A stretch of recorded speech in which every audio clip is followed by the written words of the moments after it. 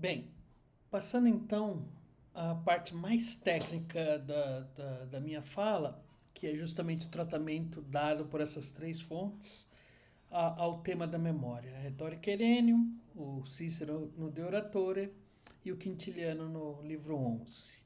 Bom, há algumas questões que se repetem ao longo dos tratamentos. Por exemplo, essa da questão da memória natural por oposição à memória artificial.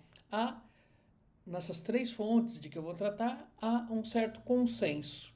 Há uma diferença aqui e ali de detalhe, mas há um consenso na ideia de que você tem uma memória natural, ou seja, aquela de que você é dotado por natureza, e uma memória artificial, ou seja, uma memória que você terá se você se dedicar, se você aprender um método do sistema, né, de memorização, e se a esse aprendizado do método você somar o exercício, a prática.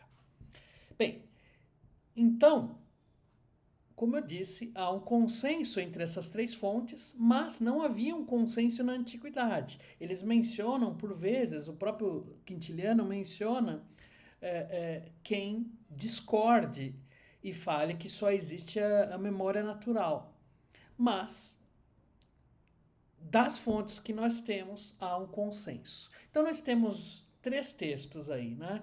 Começando pela retórica helênica, que é um texto um pouco enrolado, um texto um pouco chato, na verdade, porque ele parece complicar sintaticamente uma ideia que é muito simples. Então, agora eu estou usando a tradução da Seabre e da Faria, publicada em 2005, pela editora Edra. Nos exemplos anteriores eu estava usando a minha própria tradução, tá? Eu não gosto de usar tradução alheia, porque sempre tem alguma questão que você discorda, correta ou não, não é a questão, mas você sempre discorda de alguma coisa, e aí você tem que ficar se detendo e falando como você acha que devia ser. Mas enfim, por questão de tempo, eu sou obrigado a usar e a tradução delas é ótima, mas enfim, há algumas questões a serem questionadas. Elas dizem assim, ó, a tradução da retórica Herênio nessa parte da memória natural e memória artificial. Existem duas memórias, uma natural, outra produzida pela arte. Natural é aquela situada em nossa mente e nascida junto com o pensamento. Artificial é aquela que certa indução e método preceptivo consolidam. Porém, como em tudo mais, é frequente a aptidão do engenho a imitar a doutrina e a arte, por sua vez, fortalecer e aumentar a comodidade natural. Assim acontece aqui. Às vezes a memória natural, se alguém a tem excelente, é semelhante à artificial, que por sua vez conserva e amplia a comodidade natural com o método de ensino. Por isso, para ser excelente, a memória natural deve ser fortalecida pelo preceito, bem como precisa do engenho, aquela que se adquire com a doutrina. E nessa arte, nem mais nem menos que nas outras, ocorre que a doutrina se ilumine com o engenho e a natureza com o preceito. Por isso, essa instrução será útil também para aqueles que por natureza têm boa memória, o que seguramente logo poderás compreender. Mas ainda que estes, que têm boa memória, fiados em seu engenho, não precisassem de nossa ajuda, ainda assim estaríamos justificados por querer ajudar os menos favorecidos pelo engenho. Bom, então basicamente o que ele está falando é que o método que ele vai apresentar, ele serve tanto para aqueles que têm uma memória não muito boa, uma memória natural não muito boa, como por aqueles que por natureza têm uma memória boa. Então ele está querendo dizer que é útil para todos, na verdade. Tanto para quem não tem uma memória boa, como para quem tem. Então, para quem tem uma memória fraca, você vai fortalecer, ela vai ficar um pouco melhor. E para quem tem uma memória boa, ela vai ficar excelente. Então, essa é a utilidade do método que ele está falando. Tá? Há uma certa simbiose na maneira como ele apresenta, não é? A natureza alimentando a arte alimentando a natureza. gente pode mais ou menos sintetizar dessa maneira. O texto é um pouco rebuscado, é a palavra que estava me faltando, o texto é um pouco rebuscado, mas a ideia é bastante simples. Então você tem uma memória natural, que é aquela intrínseca à nossa mente e que já nasce com a gente, certo? E artificial é aquela que ela coloca certa indução, né? Outros traduzem certo treinamento, e método preceptivo consolidam. Então aqui, artificial é aquela que certo treinamento e método preceptivo consolidam. Aqui, quam confirmat inductio quaedam et ratio praeceptiones. Aqui está em síntese aquela minha fórmula, né? Que a memória artificial nada mais é do que a soma da memória natural com método, que é a preceituação, a doutrina, e exercício. É basicamente essa a jogada, ok? Bom, é mais ou menos isso. Assim, é rebuscado porque ele usa várias palavras para falar do método, né? Ele fala de doutrina, ele fala de arte, ele fala de preceituação e outras palavras para falar de natureza. Ele fala da própria natureza e engenho, tá? Natureza e engenho. Mas basicamente é essa a ideia. Ela é útil, a memória artificial, tanto para quem tem a memória fraca, como para quem tem a memória forte. E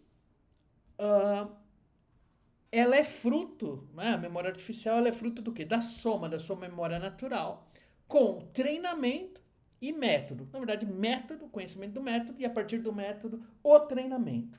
É essa a ideia. Texto rebuscado, um pouquinho chato de ler, mas a ideia é basicamente essa. No De Oratore, de novo o personagem Antônio comentando essa questão, e essa questão da arte ela é interessante, por quê? Porque dentro do contexto maior do De Oratore, eles nunca, os personagens do diálogo, nunca se comprometem a dizer se a retórica é uma arte ou não. Eles nunca fecham esse parecer. A gente sabe que isso era uma questão que era tratada, né? Já tinha séculos de polêmica em torno disso, mas para Cícero, aparentemente essa questão era de importância menor, por isso que ele não fecha. E isso vai aparecer aqui também no tratamento da memória. Mas, mesmo assim, reparem o que ele diz. Ó. Olha o que o Antônio diz. Por isso, reconheço de minha parte que o principal fator deste bem, memória, é a natureza, tal como de tudo de que falei anteriormente. Mas toda esta arte oratória, seja ela uma espécie de imagem ou semelhança de uma arte ou não, tem o poder não de engendrar e produzir inteiramente algo do qual não há uma parte sequer em nossa natureza, mas de alimentar e consolidar aquilo que já nasceu e foi engendrado em nós. No entanto, não existe praticamente ninguém dotado de memória tão tenaz que consiga abarcar a ordem das palavras, nomes ou pensamentos, sem dispor e marcar as coisas. Nem, por outro lado, de memória tão fraca que não possa ser ajudada de alguma forma pela prática desse exercício. Bom, começo de novo pelo fim, porque o fim é exatamente igual, quer dizer, mutatis mutandis, né? Ele muda as palavras, a formulação, mas a ideia é basicamente a mesma. Ela serve tanto para quem tem memória fraca, como para quem tem memória boa por natureza. Para quem tem memória fraca, ele vai ser ajudado e vai ter uma memória um pouco melhor. Para quem tem uma memória boa, por melhor que seja, ele não vai dar conta de todos os aspectos, ele só vai conseguir dar conta de todos os aspectos necessários se ele treinar de acordo com o método. Então, basicamente, a conclusão a que os dois chegam é a mesma, tá? Ele diz que o principal é a natureza, como em tudo mais, ou seja, sem a natureza não dá para fazer nada.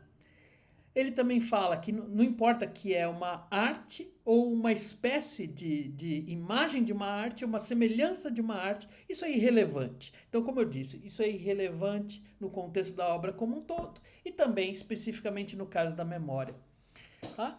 Então, o que a memória faz aqui? Ela alimenta e consolida o que nós já temos por natureza. É basicamente isso. Tá? Então, a discussão sobre memória natural e memória artificial não é colocada em termos técnicos, porque o De Oratore evita a discussão em termos técnicos. Tá? Isso é uma marca desse diálogo de maneira geral. Cícero prefere usar circunlóquios, perífrases, expressões mais concretas e evitar termos mais abstratos / técnicos que são tradicionais nos manuais. O De Oratore não é um manual, é um diálogo, é uma conversa entre grandes oradores da geração anterior a Cícero, e ele evita o jargão técnico. Mas mesmo evitando, a gente percebe que ele está falando das mesmas coisas, não é? Natureza e arte ou natureza e técnica, é isso que está em jogo, tá? Então, o consenso, como a gente vai ver, é que a arte, a técnica da memória, ela serve para ajudar, auxiliar a natureza. É essa a questão. Veja só o que diz Quintiliano nesse sentido, já na abertura do seu capítulo. Essa é a frase que abre o capítulo dele. Ó. Alguns consideraram que a memória é apenas um dom da natureza, e não há dúvida que é sobretudo nesta que ela reside. Porém, como tudo mais, a memória aumenta quando a cultivamos. Veja só que interessante, eu tinha dito para vocês que não é um consenso na antiguidade que há uma memória natural e uma memória artificial.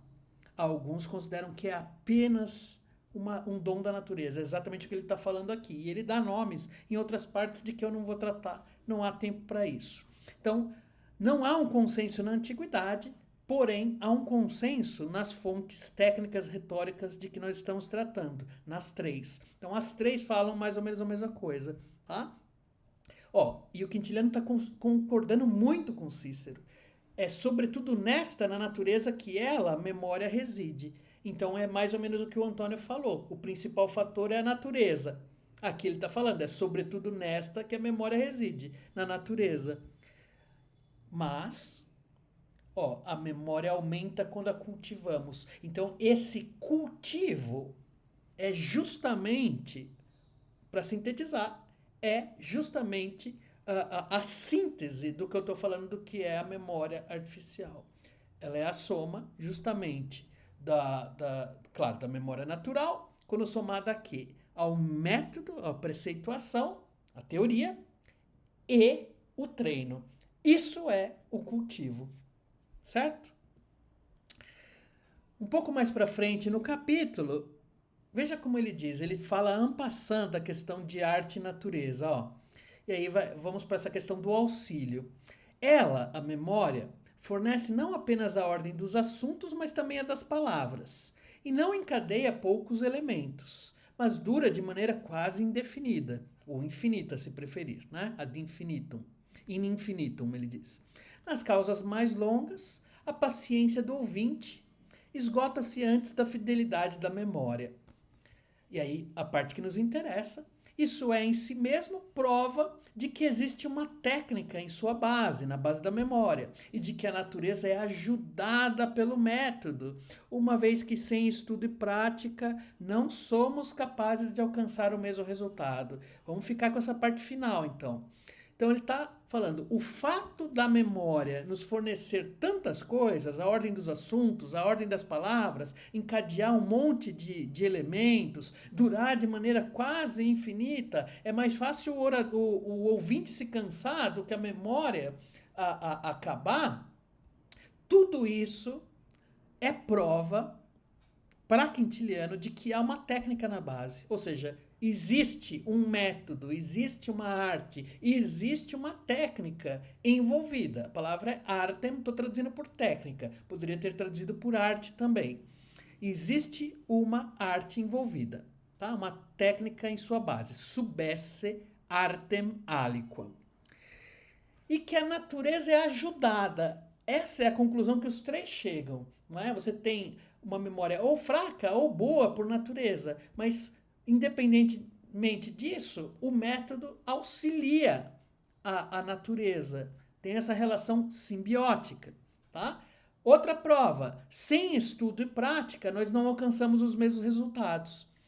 Sem estudo e sem prática. Estudo diz respeito ao método, você tem que conhecer o método, a arte da memória, e prática é o treinamento, tá certo? Muito bem. Então, isso no que diz respeito à questão entre memória natural e memória artificial.